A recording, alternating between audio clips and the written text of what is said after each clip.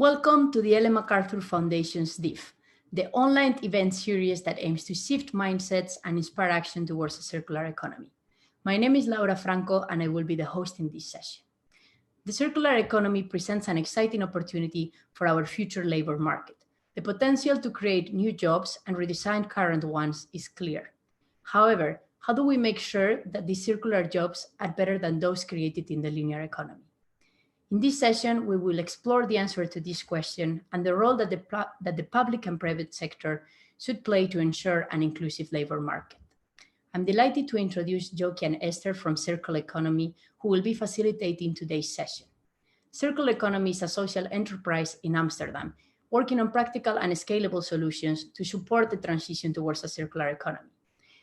In order to do this, they work across different themes, and Joki and Esther work on the jobs and skills in the circular economy program. I will invite them to kick things off shortly and introduce our speakers, but I would like to remind you at home first that this is an interactive event, so please put your comments and questions in the comments box on the session page that you're watching this video on, or on Twitter using the hashtag ThinkDiff. Please mention who you are directing your question at, and at the end of the session, Joki and Esther will ask our panelists. Over to you, Joki and Esther. Welcome to the DIF. Thank you, Laura, and we're very, very happy to be here with Circle Economy. At Circle Economy, we see focusing on the topic of jobs and skills in the circular economy as a real opportunity to actively and proactively pursue real social impact with the circular economy. When it comes to circular economy, we see very, very often that there's a lot of attention being paid to setting targets and setting ambitions.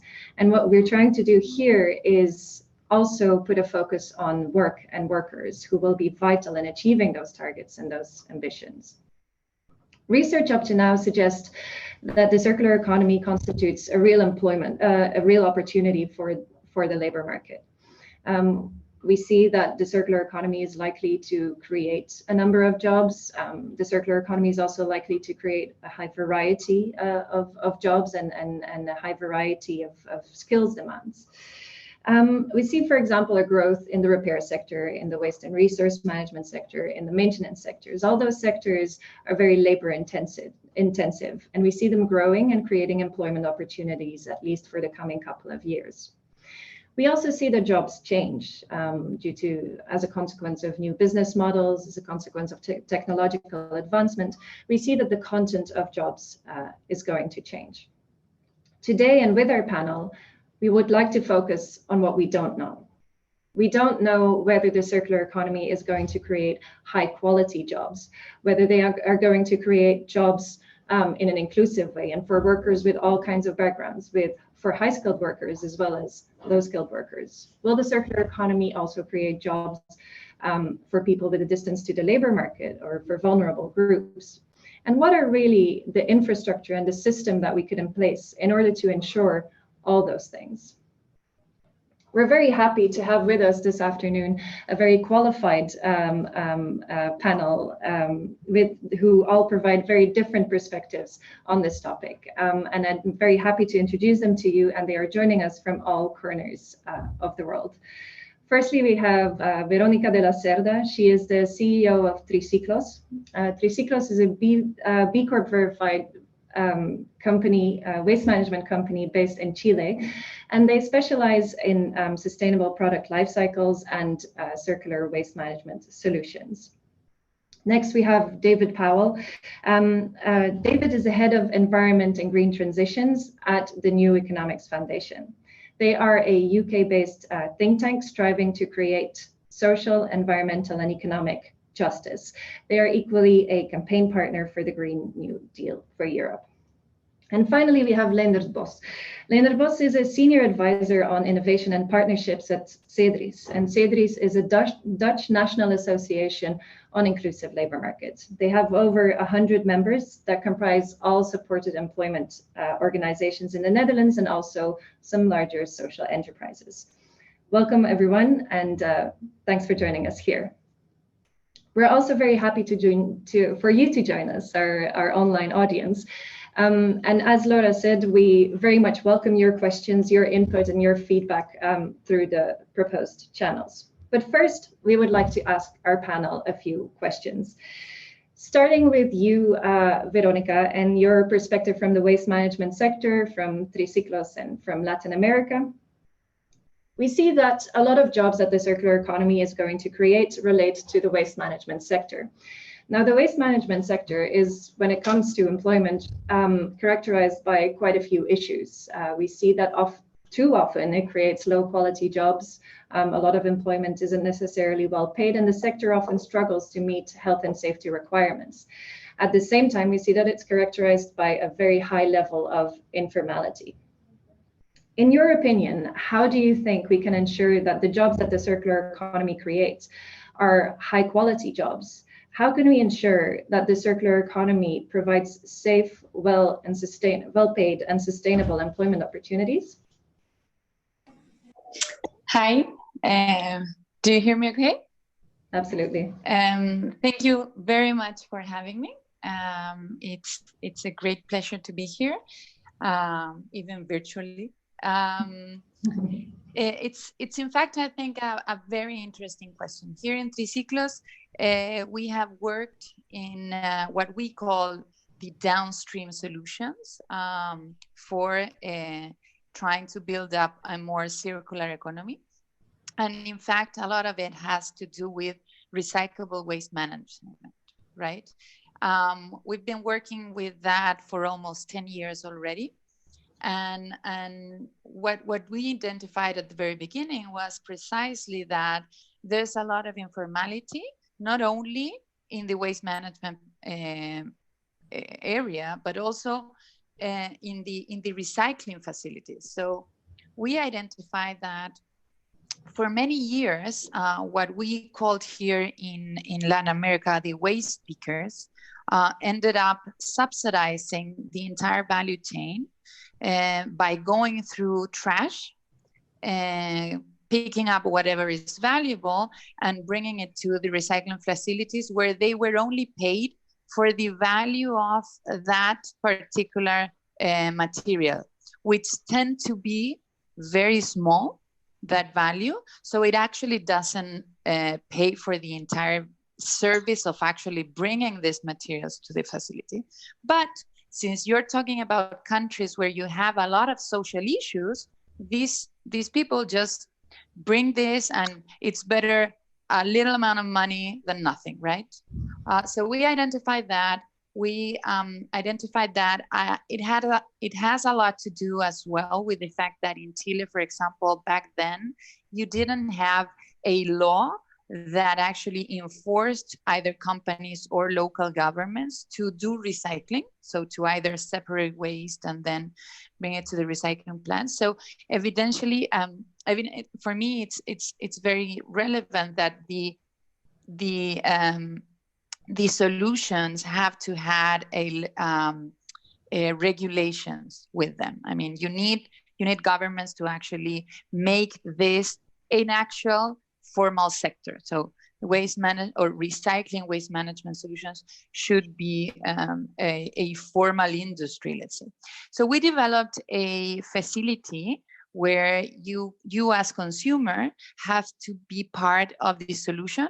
And at the same time, this facility gives a formal, dignified space for waste pickers to work on. So we, of course, identify that the ones that know more about whatever is valuable and actually recyclable are waste pickers, because they are the ones that went to trash and pick up whatever some other facility could actually buy from them. And so we created these facilities where consumers bring the recyclables, a bit similar to what you guys have in certain parts of Europe, but this is a private initiative. This is not funded by the government. This is actually funded by companies, retailers, big companies that put a lot of this trash in the market. Let's say, I don't know, the big ones, Unilever, Coca-Cola, whatnot. And what they do is finance these facilities where consumers bring their recyclables. Inside these facilities, you have a pre-treatment where you separate in even more categories, and then you compress, you compact this and do all the logistics towards the recycling plant. So this second work, can actually be a very good job for a formal waste picker. We have even created like micro entrepreneurships inside of this facility. So they not necessarily are hired by us, but they have their own small company working in these facilities. And what is most important is, since consumers are the ones that bring the recyclables to this facility, the waste pickers have eye contact with the people that actually need their services, right? Because this is our problem. This is the problem of us as consumers, and we need to take care of whatever the trash that we're creating, right? And these waste pickers now have a much, let's say, higher perceived job or higher perceived task, working in the daylight, not necessarily at night, working in a facility where they can be protected from the sun or the rain. They have, of course, working hours, and most importantly, they can put into practice all the experience that they had, and in a much more dignified way.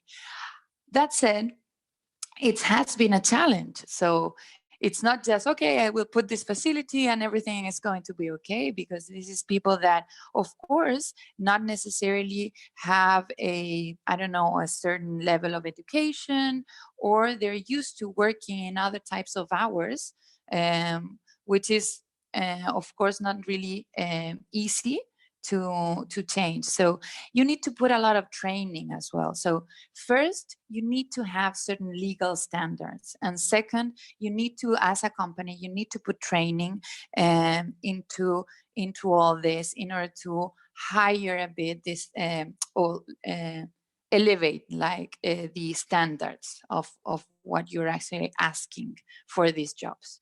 So I would sum it up in those two things. And of course, the legal aspect of it is not necessarily something that we can do as company. However, we also do a lot of advocacy for it. But the training part and the actually considering how your business model should be inclusive is also very relevant.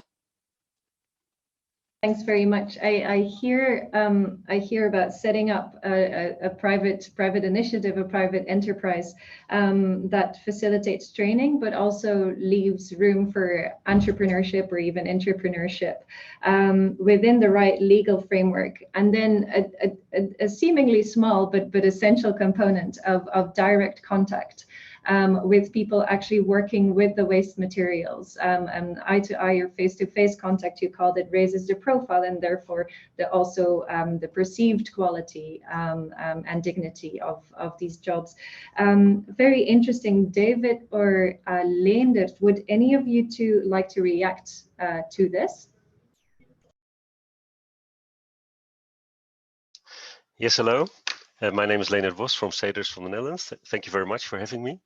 I think first of all, I think it's quite a difference maybe between different countries. For example, in the Netherlands, you see that a lot of work related to recycling is already done by the municipalities or by foundations or by companies that are used to work with people with a distance to the labor market. So because there is an obligation in the Netherlands for companies to take their responsibility also on the inclusion side. So yeah, there's already a lot of expertise on good labor conditions, and there's a rule of law to ensure people will be able to do the jobs properly and for a longer term.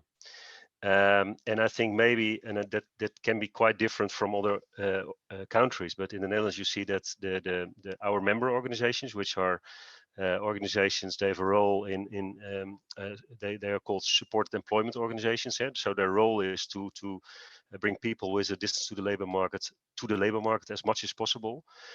So our members are many times also invited by organizations active in the world of recycling to help design jobs that fit also the people with a distance to the labor market. I'm not saying it's the ideal world, but at least there's a lot of conditions which is already there. And maybe one thing to add, but I'll come back on it later, is that the recycling part many times also involves repetitive or physically challenging jobs or activities. And that's where we also try to come up with new technologies to help people compensate for the fact that it could be too complex cognitively, or it could be too physically exhausting for them. So then we try to think, hey, how can we decompose these processes in a way that technology works together with the people?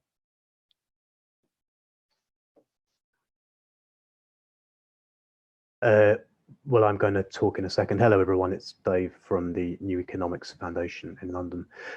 Just was struck by how important the skills issue is and how often we have the issue about the workforce on its head.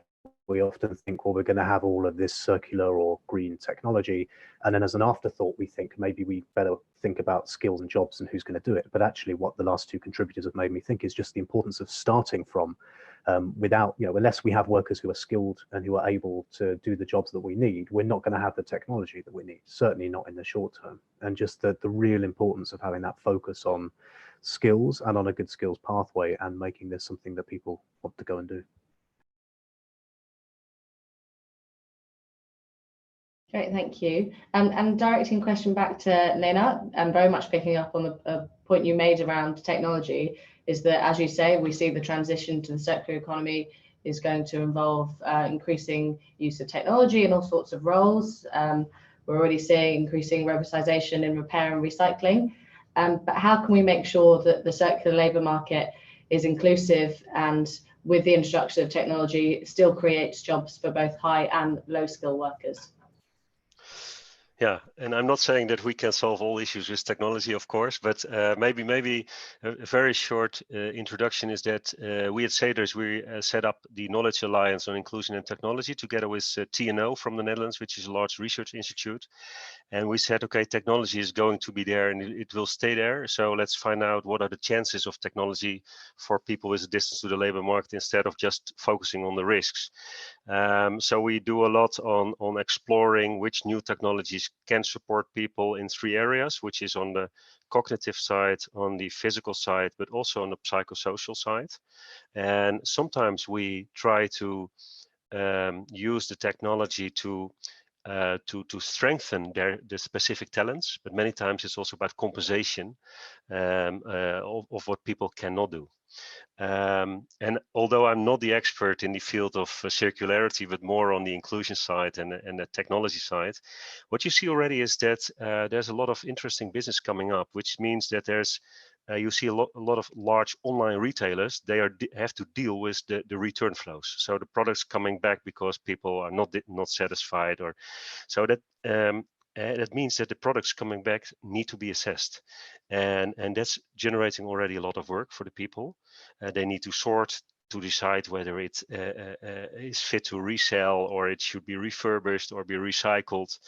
And for many retailers, it is hard to find people with the required skills and the motivation. And also because it's a lot of, there's repetition in it. And so I think it's a nice opportunity to try to combine circularity and people with a distance there. And you see also that circular products, they also require adequate supply and assembly of spare parts. So that's another part where you see that I see some producers in the Netherlands, they are thinking about product as a service. So that means that the products are coming back for refurbishment. And then they also need to have the jobs or the people in place to find out, can we replace a specific spare part there, and how do we do it? And just some examples maybe. We are working on technology support for people in identifying location of products in a warehouse, also the parts, where you can think about HoloLenses. But we're also we're also exploring technology like exoskeletons to support the physical part, because there's a lot of heavy products coming in and it has to be turned around, etc. And the last one to mention is the technology to measure stress in order to avoid people fall out because of disease, etc. So I would like to leave it there for now. That's really interesting. Thank you. It's interesting to think of the examples, the different ways that technology can be used, that some of the physical examples, but as well as psychosocially. I wondered if you could maybe elaborate on the exoskeleton example to the audience for people that might not be so familiar with some of these technologies. Yeah, so what you see now is that there's a lot of exoskeletons coming onto the market, and exoskeletons, you have them for your back, for people which are picking up things, and they have active or passive, how do you call it, pulling it up on the right level. And so these exoskeletons, you can use it in a way that you are able to lift things you could not otherwise lift. And the nice thing is that it is also a sort of bridge between people with disability, because they have problems with their back, but also the regular people, because they can run into this problem. So you see, this is a nice example where large retailers come to us for their regular personnel, but and I'm glad to advise them there. But at the same time, our hidden agenda is not so hidden. It's that we also think about inclusion and bringing in other people. So it's, I think it's a win-win for both situations, and at least we try to use it for inclusion as well. And you also have exoskeletons for sometimes people working, in the car industry, working above their how do you call it, their strength. And you have a number of different exoskeletons, and we are on the moment piloting that in both sheltered employment organizations, but also in regular situations. So we try to find out how we can empower the people there. Great, thank you so much. And Veronica and David, I wonder if either of you wanted to react to the question around how can the circular labour market create good quality jobs for low and high skilled workers. Can I? It was very interesting what was said. I would just wanted to contribute a bit with the information that if I can see here in Chile and Latin America, the space where we work in Triciclos, a lot of interest in moving towards this product as a service paradigm, let's say, or new business models. We actually advise a lot of our clients on that, and we've seen how you are actually creating different types of jobs, right? So we have an example, for example, of a detergent provider, and you would never think that that is a product as a service kind of business model, but at the end, what they are doing is that they are creating small stores where they can sell their products on a refillable way.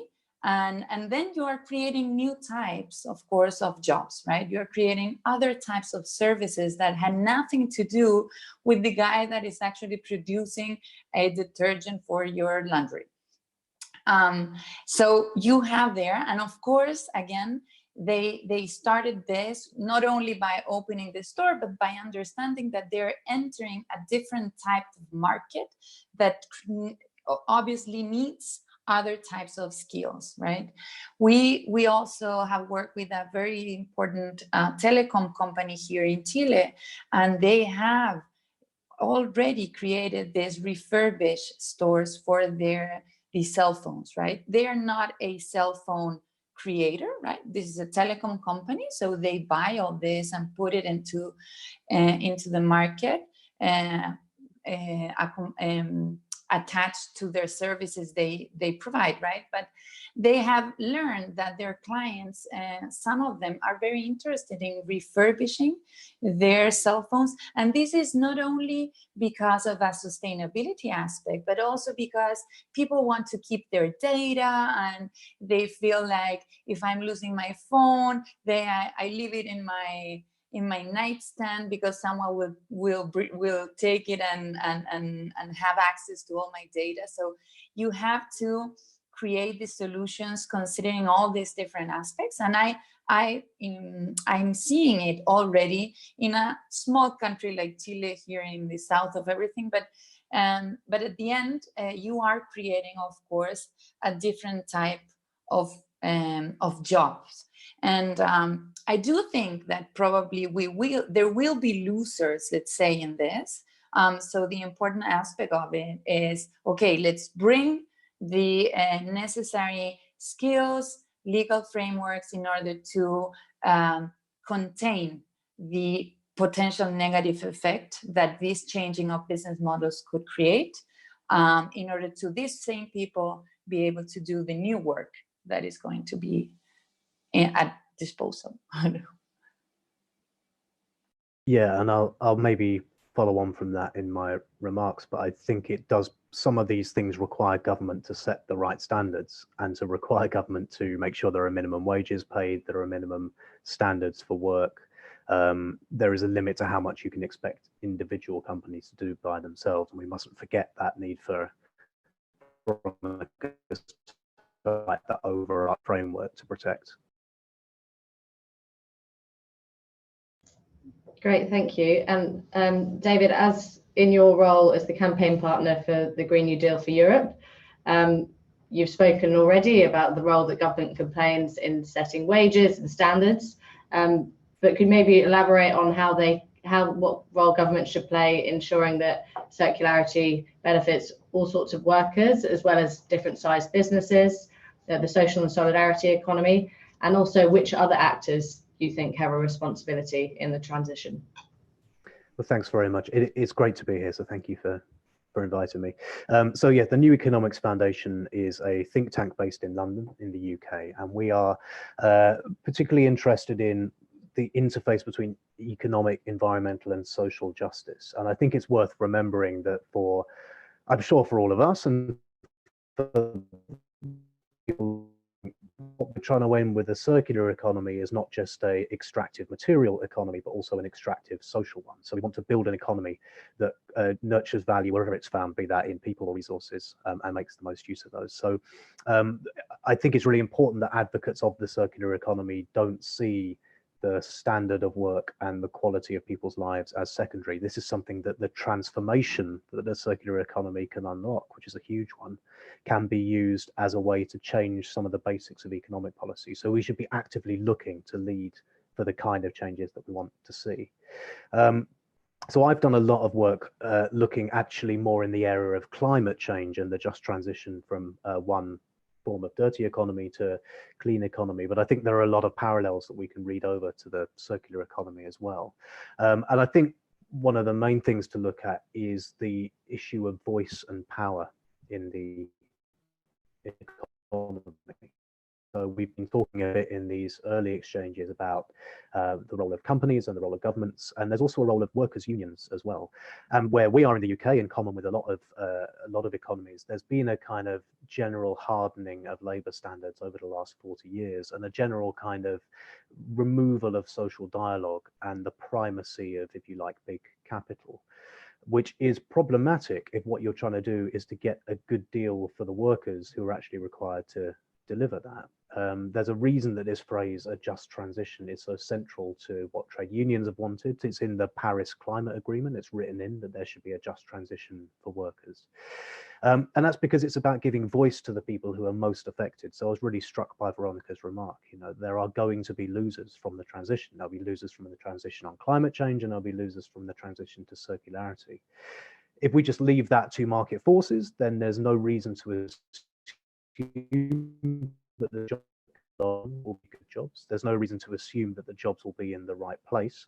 And there's no reason to assume that there'll be jobs that people will actually want to do, but they may have to do them because there's nothing else. As I said, we have an opportunity to do it differently. And so we're calling for 3 particular type of actors to take action here. There are certainly more, but here are the 3 that we focused on. So the first is for the role of government itself. We do need something that I don't think we have enough of in European policy, in UK policy, which is very exacting target. So we need to know that the circular economy is the direction of travel. We need to know that reuse, recycling are going to be central to the way business is done. And in the area of climate change, we need very ambitious climate targets. We need those things so that businesses can invest, but we need those things so that dialogue about how that can happen can be grounded in reality. I think if you look at the coal commission that's been happening in Germany, which has done a lot of great work bringing together local government and businesses and trade unions, one of the things it's been criticized for is a lack of urgency, because although it has agreed a phase out for coal in a just way, we're still looking almost for the year 2040 until coal is expected to be gone. But we need circularity faster than that, and that means government has to set the right frameworks, and not just targets, but it has to make the right money available as well. We have a proposal in the UK for a just transition fund, which would be something government would set up. And this wouldn't be about capital investment. It would be about investing in skills. It would be available to workforces, to employers, to local governments, to trade unions, for people who want to upskill themselves but don't have the money or don't have the time. It would pay for you to have some time off work in order to learn new skills. It would pay for your employer to invest in the training that it needs for you. And it would pay for local governments to be able to make sure they were on top of things as well. So we need that central coordination and leadership as a function of what government does. And what we've seen in the UK is fairly free market economy for the last 40 years is we haven't really had an industrial policy, and that's hugely undermines the cutting edge nature of Britain's foundational economy and quite a lot of its high-tech sectors as well. So that's the first role.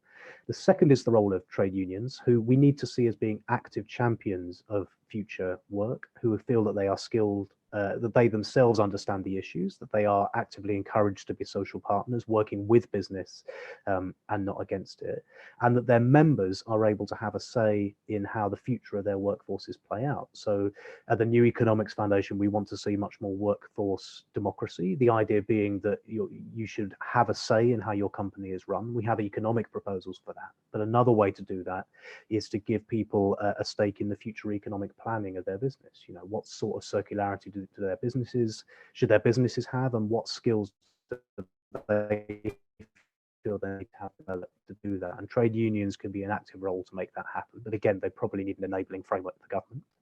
And the third thing is at the local level, and this may be particularly distinct to the UK, but I doubt it, where so much of what the transition means for circularity is actually going to look very different for different places. There is no one size fits all for the sorts of jobs that we might have in the south of England, the north of Scotland. We know we will need more recycling jobs, but we don't know where, we don't know what the skills base is, we don't know what the transition pathway is.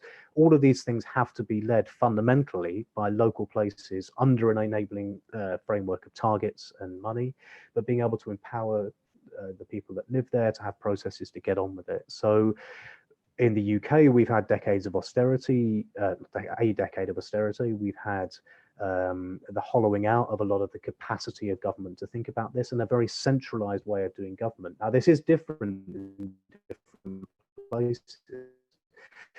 There was a very good report that was done by an organization called Green Alliance in the UK about 5 or 6 years ago, which took all of what the European Union's circular economy aspirations meant at a high level and mapped it to where different skills in the UK might be structurally. So where we know there are a lot of people with particular skill sets unemployed. And if you start to do that work, you realize that actually at the national level, different parts of the country can specialize in different things.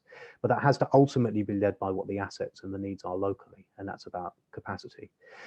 So that's maybe some starters. What we definitely need to bring it home really is 3 things, all under the banner of a just transition. The just transition has to guide industrial strategy. So that needs national government leadership. It needs workers to be able to be engaged, to feel that they have the right to demand and receive the training that they need, and to have a stake in the future of their company. And it needs local authorities, local governments, and employers in a locality working together to set out what the more joined up local strategy is and are able to deliver it. So. Great, thank you. It's great to have such a holistic overview of the roles and very clear, actionable asks at different levels from national down to local authority. So thank you very much. Lena and Veronica, do either of you like to react to David's response? Okay. Sorry. Yes. Thank you very much, David. I think that I wrote for myself, I would strongly urge public tenders to always work with an SROI, social return on investment paragraph. We already use it in the Netherlands. That means that there's already an obligation for public tenders. Many times there's a social paragraph in it, but there's also, I think in the circular world, there's also requirements for circularity. So ideally, I would see a more integral approach. So where you organizations on circularity to team up with organizations on inclusion. So to ensure that organizations winning tenders on circularity, that they only win if they can ensure it will create decent jobs for all, including people with a disability. And I think there are already examples in the Netherlands where you score most points or a lot of points if you score on both sides. So both on the inclusion side and on the circularity side. For example, one of our members, which is Royal Arend, which is an office furniture organization, they say, okay, they use used wood. And they also help schools. If the furniture is getting outdated, they refurbish it or they redesign it. And they do it with about 150 people with disability. So you can already show to large organizations that you can bring in this qualifications. And what I also would like to add is that in the Netherlands you see that, for example, there should be an end to social waste and also to waste in general. So I would like to illustrate what David said, is that it's important to have an approach where it contributes to the well-being of people and also to the well-being of nature, and where you see, for example, initiatives which is called in the central part of the Netherlands, what was the name again? It was called Food Second Life, where retailers bring in their products which are on the date that it should be eaten. They bring it into an organization. There they cook it for people in a healthcare organization, and the cooking is done by people with disability. So there you also try to combine these things, and there's a lot of positive feeling and vibe around it. So you see a lot of companies are trying to, hey, how can I become part of this type of bringing an end to waste. And of course, it's important what David said is that the unions are aware of the fact that you should combine circularity and inclusion. It couldn't be one way or another. On this moment, we are discussing in the Netherlands whether there should come regulation for specific social enterprises, and we here said it cannot be the case that you're a social enterprise when you're only scoring on circularity or when you're only scoring on inclusion. So in one way or another, it should come together. So that's what I wanted to say. And last point, I really believe that organizations which are way ahead on circularity are also the ones which are able to make steps on the inclusion side, and I think the other way around. So that would be a very nice idea, at least I hope, for the near future, that bringing together these type of front runners, bringing together and find out how can we combine those opportunities. I just wanted to add that, I mean, I couldn't agree more with what David said, but here, for example, I'm living in Chile, right? And I don't know if you've heard, but in the last 3 weeks, we have had a lot of struggles. And this is probably just the beginning of a lot of potential struggles that we could even have in the future. We need, not only as businesses, but also as governments, as a society, understand that we need to focus. We cannot lose focus on one thing in order to achieve other one, right? So we won't be able to achieve environmental standards and guarantee our sustainability in this planet without putting the social aspects in place and without putting the economic aspect as well in place. So we have to start thinking with this at least three pillars, or these three standards in every decision that we take. We in Chile, for example, have given a lot of, let's say, opportunity to the market to create by itself the incentives. We have seen that the result has not been necessarily the one that is more inclusive for all. So I think that we should work all together in the different organizations in society in order to build these new solutions. It's absolutely necessary. Thanks very much for all these contributions, and what I'm bearing in mind as well is the absolute need to include the triple bottom line in target setting. I'm wary of time, and we have a few really interesting questions coming from the audience, and so we'd like to set these out to our panel as well. A first one is a question that occupies probably a lot of the viewers and the listeners. It's directed at you, Veronica. And it's about informality in the waste management sector specifically, but also overall in the circular economy. Of course, when we talk about quality of jobs and introducing social protection measures, etc., a lot of it is about formalizing jobs. But one member from the audience noted that there's also trade-offs to make between formal and informal jobs. So could you maybe elaborate a little bit on the pros and the cons of formalizing these jobs in the waste management sector? Well, I see that at the end, the pros are bigger, let's say, if you take into the consideration other aspects. So, for example, when we have included waste speakers in the more of an entrepreneurial kind of way, of course, they have a lot of challenges to face. So you need from the government certain minimum incentives or help in a way for them to be able to cope with, I don't know, paying taxes, having to formalize a lot of the procedures that they do, having to warranty that they actually, I don't know how to protect themselves from machinery, etc., etc. Right? On our view, and here in Chile, for example, what the government has done is we are now in the process of implementing the EPR law. And what the government has done is that formal waste speakers can actually become legal waste managers, let's say, but not necessarily have to have all the same standards that a big company has. And what they also did was create a sort of degree system for waste speakers to join and warranty that they actually know what they say they know.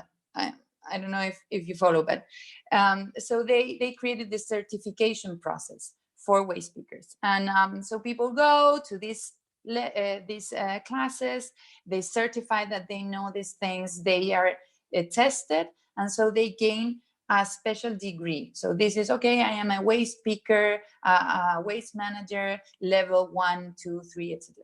And these different levels allows you to certify that you can do certain parts of the job. And this actually has been very good because not only it had helped for these waste speakers to feel that they're getting into the formal aspect of the economy, let's say, but also gives them legitimacy towards their potential clients. So if now I'm a client of them, I'm sure that I'm not doing this just because this is not charity. I am actually hiring them because they know this, right? And there are some tax exemption policies in place in order to help them. And this is how you probably should help every entrepreneur, right? So you need to give them a bit more incentives in order to enter this formal industry. And I'm not sure if I answered the question, but.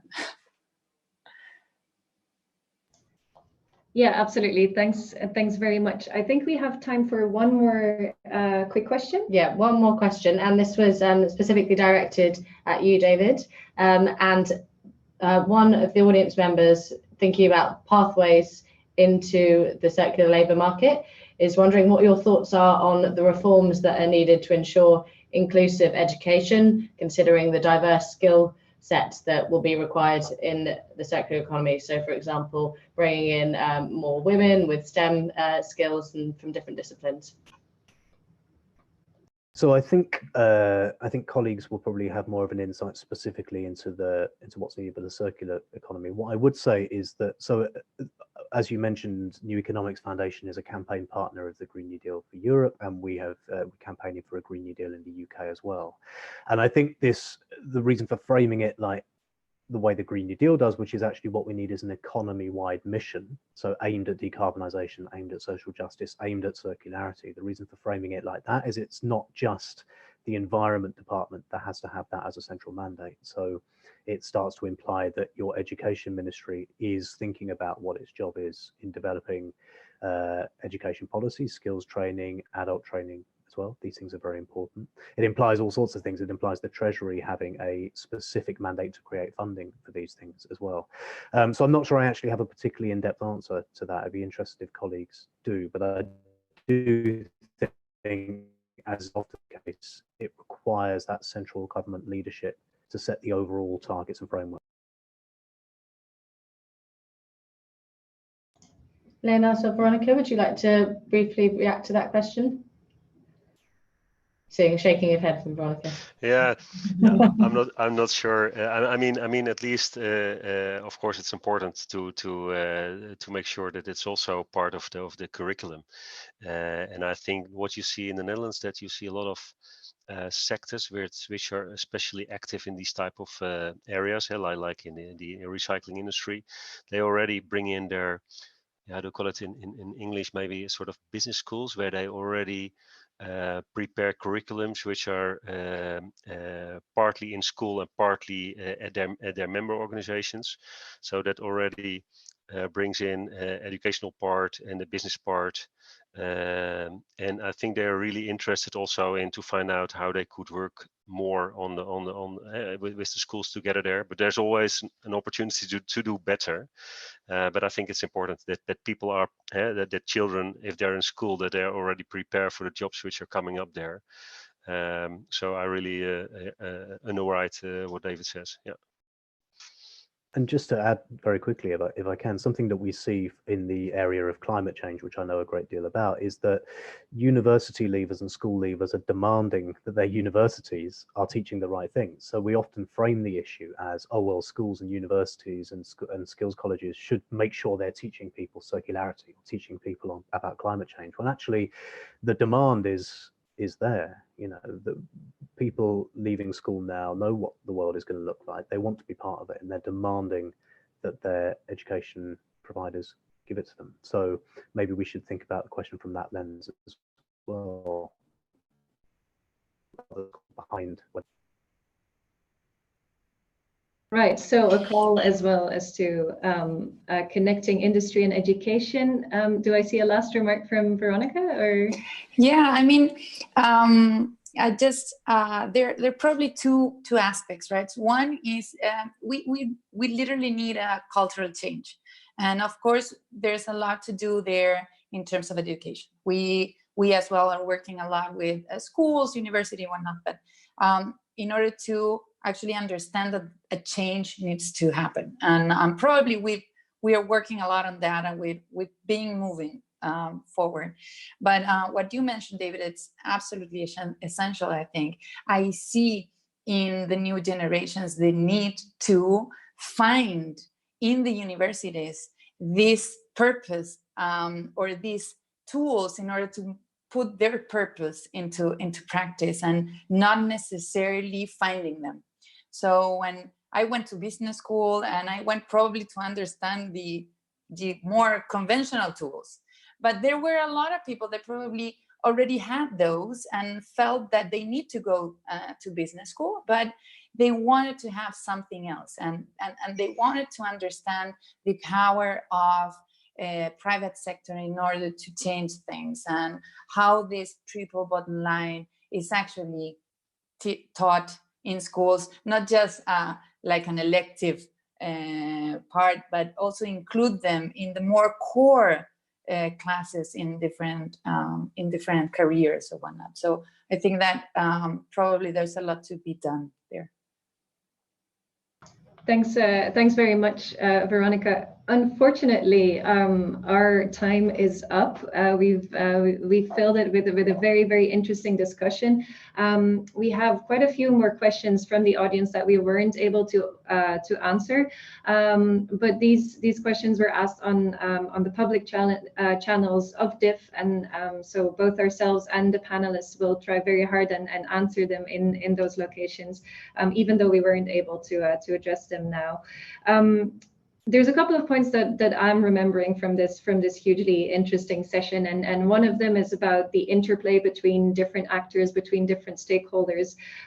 There's the interplay between public policy and corporate governance. There's the interplay between different levels of governance. There's also certain strategic small changes that can make a very big difference when it comes to the quality of work. We've also discussed the impact of technology and quality and inclusion of work, and we've seen that technology won't only have adverse impacts on jobs, and it won't only change jobs, but we've also seen how it can actually support certain people into a job. And lastly, we've also talked about the essence and the crucial role of voice and power, because we need to make sure that the transition to a circular economy is a just transition. In the very last point, we also talked about mainstreaming circular economy in education and training, and I think this is a very important verb that we recall. It's about mainstreaming as well labor policy into circular economy policy, and the other way around, because I think that with these three panelists, we've discussed quite well how interlinked these topics are. So I would like to thank you very much, David, Veronica, and Leendert, for this very interesting discussion. I would also like to thank the online audience listening live and afterwards for being with us and for making it into this interesting discussion. As we can see, this is a hugely interesting topic with a lot of angles and perspectives left to discuss. So we're hoping that this is the beginning of the discussion, when we also hope to involve more people in this discussion in the future. So we also very much invite you to reach out to us with any other questions or ideas that you have. That's it from our side for now. Thanks very much, and back over to you, Laura. Thank you. And I just want to underline as well that I hope this is the start of a huge debate, because we left a lot of open questions that it would be great to get answers to. So I encourage our speakers to go to our website and reply to those questions, and hopefully have a bit of more of a discussion and a conversation there. I would like to thank Joki and Esther for facilitating this session, and Veronica, David, and Leendert for taking the time out to tell us about this very important topic for the future of our economy and its workers. I would also like to thank the audience online watching at home, either the live session or the recording of it. And I hope you found it as interesting as I did. As a reminder, you can learn more about circular economy and their projects at their website, which has been shared in the comments box on our session page. And of course, there are a lot of other sessions coming up at the Ellen MacArthur Foundation's DIF, as today is only the first day. Right after this session at 3 o'clock GMT, we will be exploring how the circular economy and the fourth industrial revolution can drive prosperity in Latin America. So please stay tuned. And also at 6 o'clock today, we will be discussing how to regenerate the planet and feed 10 million people by 2050. So thanks again to our speakers, and please remember to catch up on everything we have going on at thinkdiff.co.